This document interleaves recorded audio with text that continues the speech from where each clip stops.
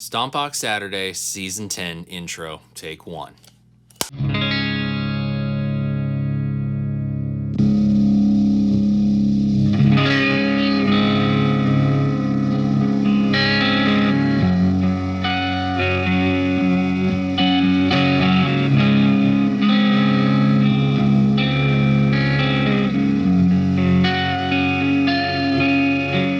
What's going on, my friends? It's your old pal Sean Pierce Johnson here, and welcome to the Season 10 premiere of STOMPBOX Saturday. I am so glad you are with me, and we are kicking things off in a very big way. On the Stompin' Block today, we are taking a look at the Chase Bliss Cooper Effects Generation Loss Mark II. Now, I've been looking forward to having a generation loss here in the studio for quite some time, but I always seem to have bad luck when a new version of this or batch of it is announced, either not having the money or just barely missing the pre-order window.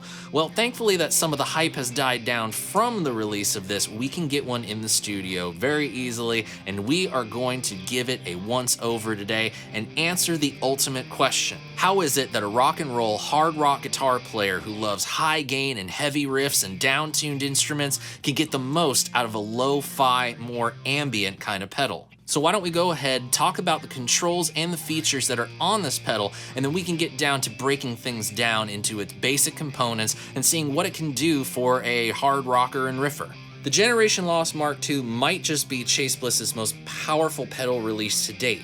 It's its first fully stereo pedal, utilizing TRS jacks on the input and the output in order to get that accomplished. It's also a complete rethinking of the original Generation Loss idea. Rather than just being a singular type of tape effect, it includes 11 different models of different tape playback machines, including VCRs of various different degradation levels, dictaphones, children's toys, and even a tape reel-to-reel machine. However, if you so choose, there is a dip switch on the top of the enclosure labeled Classic. Putting that in the down position then lapses the Mark II into the Mark I mode of the Generation Loss.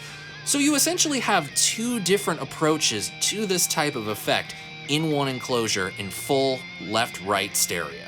The form factor is just like all Chase Bliss audio pedals of this size. 6 knobs, 3 three-way toggle switches, 2 foot switches, and the middle toggle. The middle toggle, of course, toggling between presets that you can save onto the pedal without having to access MIDI.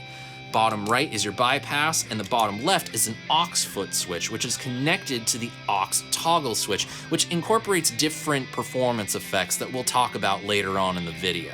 Before talking about the other toggle switches, let's talk about the knobs. First, wow and flutter. These are modulation controls. Wow controlling more of a vibrato pitch bending kind of modulation, and flutter controlling more of an amplitude volume tremolo kind of modulation. Remember, vibrato is a pitch effect. Tremolo is a volume effect. Both of these are quite random. They're not exactly a defined waveform. They get a little glitchy and they get a little squirrely pretty quickly. The center 2 knobs are volume for your master volume output, with unity gain being at 12 o'clock and full up clockwise being a ×2 boost of the signal produced by the pedal. And then the bottom knob in the center has 2 functions depending on whether you're in Mark II mode or Classic mode. In Mark II mode, it's a saturation control, giving you some cool distorted after effects of tape playback. And then Gen is sort of a degradation of audio quality in the Classic mode. Then we have the far right knobs, which both have 2 different effects depending on whether you're in Mark II or Classic mode. The top right knob is model in the Mark II mode, and in Mark I mode, it's a low pass filter. Now, model allows you to select through those different playback head types of different tape machines. And then the low pass is a resonant low pass filter that's just a whole lot of fun to sweep around and play around with in that Classic mode. You'll see in a little bit. Then the bottom right knob, 2 functions. In Mark II mode, it is the failure control. Turning this up adds different levels of noise and degrading effects of tape like hiss, hum, crinkle, pop, and even mechanical noise of your playback machine. And then in the Classic mode, it is a high pass filter, another great tweakable filter that you can get all kinds of cool lo-fi sounds from in the classic mode. Now onto the other two toggle switches. In the center, it's our dry toggle. Now this essentially allows you to either have no dry signal, a little bit of dry signal, or a lot of dry signal. It's a very handy thing that I think really opens up a lot of possibilities for this pedal. And then the final toggle switch is the noise toggle switch. Now you can turn the noise off if you want, and I can certainly see a lot more straight ahead players gravitating towards that. But if you want to incorporate some of that failure, some of that hum, some of that hiss, some of that stuff that kind of gets in the way from time to time, you can go to mild for just a little bit, or you can go to heavy for a whole heck of a lot of it. And of course, just like all the other Chase Bliss pedals we've looked at, with of course the exception of the Automaton pedals, there's the host of dip switches on top of the enclosure. Now, whereas other Chase Bliss pedals, I have felt like some of those are kind of redundant and I don't really need to mess with them. I can do more than enough with just the knobs and switches. These ones have a different level of customization that for an effect like this can mean the difference between it getting in the way of your playing or enhancing your playing. Or maybe you like it getting in the way of your playing and that sort of spurns your creativity on. So have at it, have fun, dip the chip or double dip, whatever. All right, finally time to hear the Chase Bliss Generation Loss do its job. Now, I want to give you an idea of what the setup is so you really know what's going on and what you're being presented with. From the guitar, I'm going down to an assortment of pedals on the floor. Boss Tuner, Walrus Audio Mira Compressor, which is going to be on anytime I play clean guitar, and then a Rev G3 for some high gain distortion fun that we'll get to later on in the video. From there, Morley volume pedal going mono out of that pedal and mono in to the generation loss. Now I've flicked the MISO, the mono in stereo out dip switch on the generation loss, and I'm going out stereo of the generation loss with a Y cable splitter. Tip and ring, left and right sides, are being fed into the CXM 1978, and then from those outputs into my Rock Reverb 100 and Hughes & Kettner Black Spirit 200, orange panned hard left, Hughes & Kettner panned hard right. In my opinion, what sets this version of the generation loss apart from its predecessors is the fact that we don't have just one type of tape playback machine. There's many different models, and you select them with the model knob in the top right corner. Now I'm just going to keep it real simple and sweep through some of those models, and you'll hear that they have a drastic effect on what you end up hearing. I'm going to leave the dry signal off, so you're just hearing all that filtering, tape saturation, tape goodness. Let's just hear it.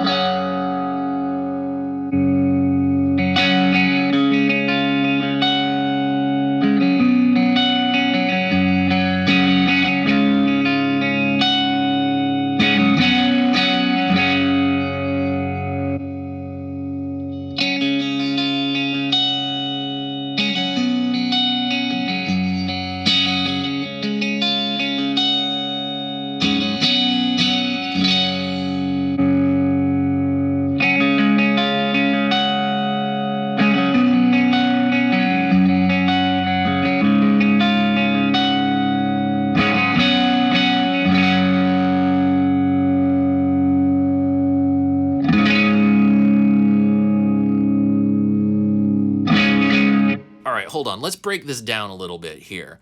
The models have different tonal qualities and different distortion characteristics, and it's connected to the saturate knob, which gives you less or more of that distortion or noise, which basically means we could probably use the generation loss as an overdrive pedal.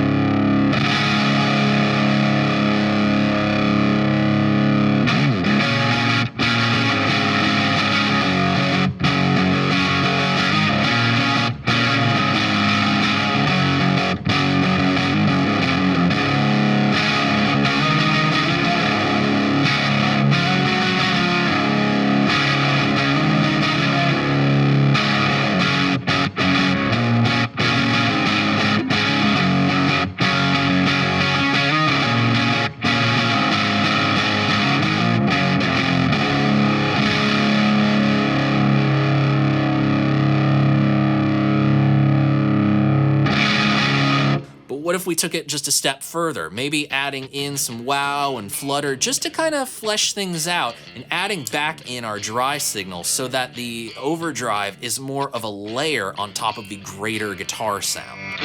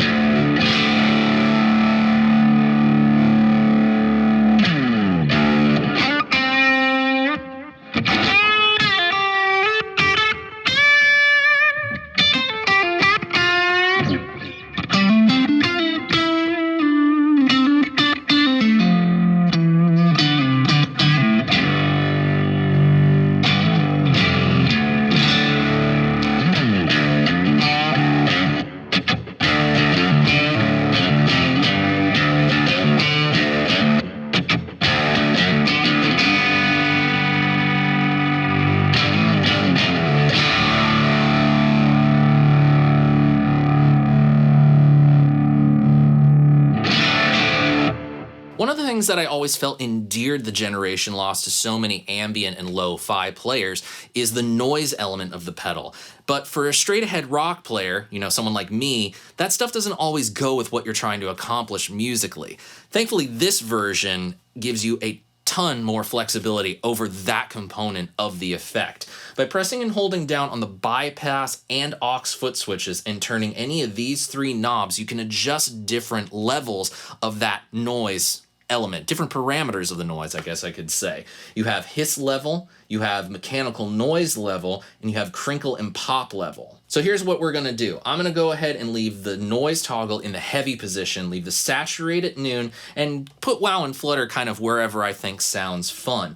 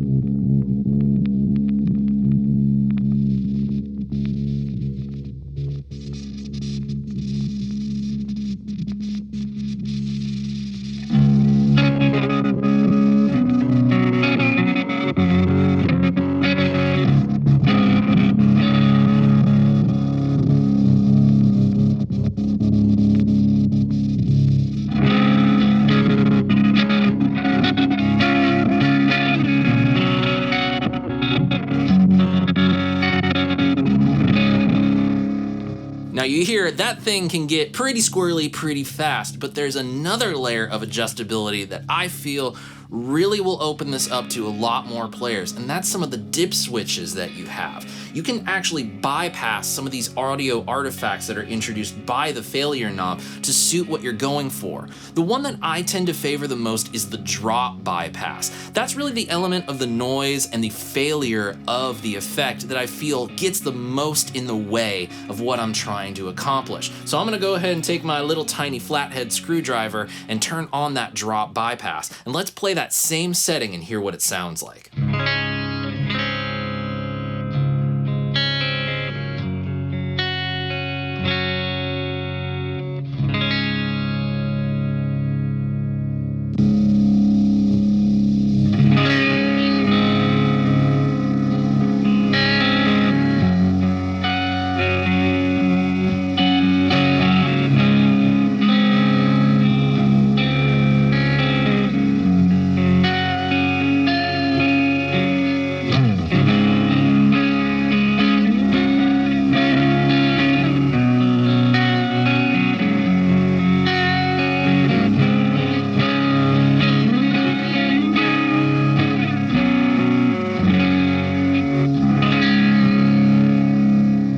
So that's two aspects of the Generation Loss Mark II that I feel set it apart from previous versions. The amount of models that you can use for filtering and saturation effects, but also the amount of adjustability you have over that noise incorporated into the effect. But if there's one sort of unsung hero of the soundscaping and tone creation of this pedal, it's this simple little dry signal toggle switch. It has three settings: none, small amount, and unity amount. And this effectively gives you a layering aspect with your effect and your dry that you can kind of turn this into a weird, wacky, filtered chorus pedal. So with the flutter and the wow, where you see it right now, I'm gonna go for a really filtered model sound, and we're just gonna kind of turn that toggle switch, flick it back and forth between the different settings, and I think this is really where a lot of the strength of this kind of effect can show itself in the context of any kind of playing.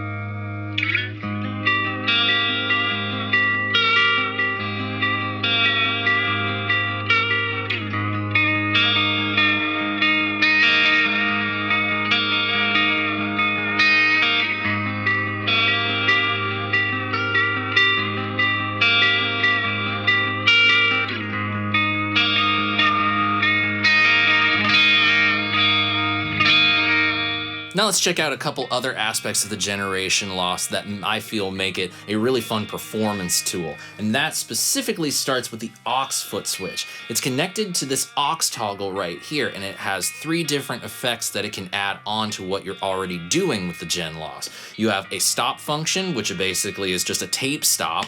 You have a filter effect, which sweeps a really cool filter that's really resonant and cool. And then you have the failure, which basically jacks the failure knob up all the way to its fullest extent so it's as noisy and messed up as possible. Let's start by checking out the filter.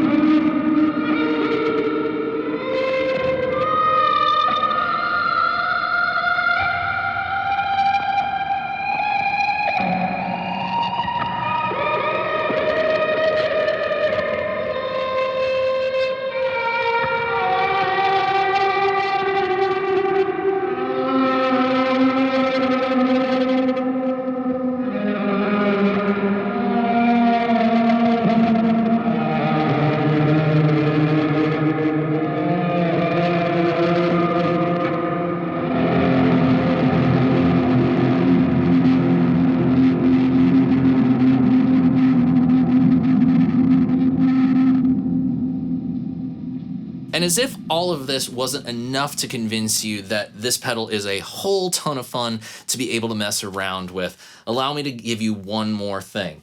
Not only does this Gen Loss incorporate this more refined version, this different school of thought towards the effect, it also includes the classic generation loss parameters that we know and love. That's all, of course, as I mentioned earlier, shown with the gray letters underneath the white letters represented on each knob. So if you're like me and you missed out on every other iteration of the generation loss before this one, you can have exactly what you fell in love with right here, in addition to this new mode that completely takes everything to another level. All you have to do to make this happen is go to the dip switches and flick the classic dip switch into the down position, and you officially have access to the classic generation loss effect, which I think is the one that most straight ahead rock players are going to enjoy the most. And here's one reason why. Many is the time that I've listened to a metal record, a hardcore record, or any kind of heavy music record, and there's always that section during a breakdown where they're chugging on the low strings and all of a sudden everything gets real hunky and real for a bit. And it's a really cool effect. Now, there was only one pedal that I really felt got it right before this one. I'm not going to tell you what it is because they're not sponsoring this video and they don't really need to be mentioned. You probably already know if you know. But this one, this version of the generation loss, this particular classic mode gets me exactly that kind of lo-fi chugga jigga wugga thing that I've always been after. Here's how I accomplish it. First things first, get all the weird stuff out of the way. No wow, no flutter. The dry toggle is in the none position. I just want wet on this one. And I put the aux control in the filter position. No noise because we don't want any of that getting in the way of our chugs. From here, I set the low pass and the high pass filter to taste. Then from there, you can use the gen control to sort of incorporate a little bit of a bit crutchy, resolution degrading kind of effect, which you actually hear a lot more apparently without any of the noise engaged, but that's another segment. Then all you need to do is take the volume control, adjust it to be unity with your dirty sound or just slightly under the dirty sound, and you have have yourself that lo-fi breakdown jugga jigga wugga sound.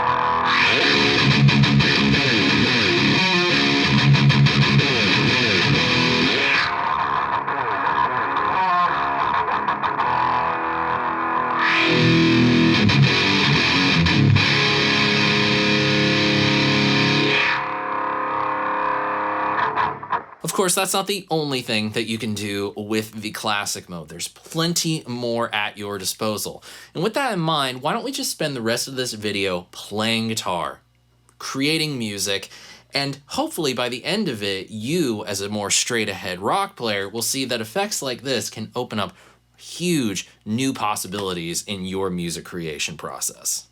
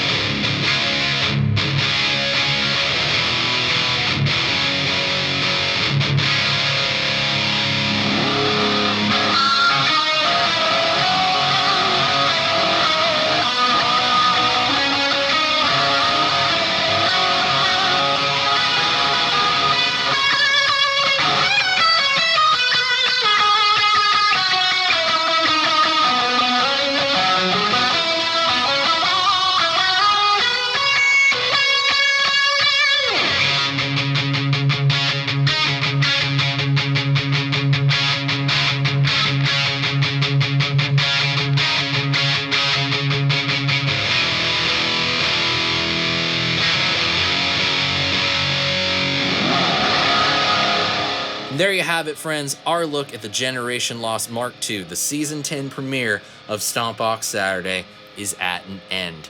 So, did we actually answer that question? What the heck can a hard rock guitar player do with this pedal? The answer is quite a lot. That lo-fi quality certainly opens up a lot of cool, more arty ideas to come out of this type of player. I actually could feel like a player like Steph Carpenter from the Deftones could get into using stuff like this, or maybe it's Chino that plays some of those more pretty guitar parts probably. But either way, with some of the stuff that they're doing, I could definitely hear sounds like this on those records. I'm not gonna say that this is something that you will immediately be able to plug in and understand how to use right away. It's gonna take some time. There is a bit of a learning curve. But that's half the fun of it, the exploration part, because the exploration sometimes brings new musical ideas to the forefront. And really, as I always try to show you guys on this show, what good are these things if they don't inspire us to make music, to create, and not only that, have fun? I know that there are a ton of other videos of this pedal out there that probably do a better job than I do of showing you how to use it. But I'm not really showing you how to use it per se as an every guitar player. I'm showing you how I use it, which hopefully in turn inspires you, which I hope I continue to do throughout the rest of this year for Season 10. And I thank you all so much for joining me for this video. If you have any questions on the Generation Lost Mark II, please do use the comments section below and I will do my best to get back to all of you. As I have said many times throughout the course of this video, we are at Season 10 of STOMPBOX Saturday, and I intend to make this a very special year, not just for me, but for you all watching who are new to the channel or have supported it for years. So make sure you have clicked the subscribe button and rung the notification bell so that you don't miss out on any of the other videos I'm making this year or any of the news items about what's going to be going on here in the coming months. But the best way to get all that news and videos direct to you is by signing up for my email newsletter. Just go to SeanPierceJohnson.com/email, give me your name and email address, and you are taken care of. Every video link I make is sent direct to your email inbox, and you're immediately signed up for some of the giveaways that I plan on doing throughout the course of 2023. I want to close this by saying thank you to all of you for joining me for the Season 10 premiere of this show, and I am so glad we got to do it with a pedal that I have really wanted to get in the studio for a long time. Joel, thank you so much for all your support over the years. Your friendship and your kindness has meant a great deal to me, and I wish you and the Chase Bliss crew many more years of success as you guys venture into direct-to-consumer business model. I think it was the right way for you guys to go. And to you all watching, thank you so much as well. I look forward to doing more videos like this for you in the future and helping you along your musical journey. Until we see each other next, my friends, I'm Sean Pierce Johnson, wishing you all watching great tone, great health, and of course, happy stomping. Cheers, friends. God bless.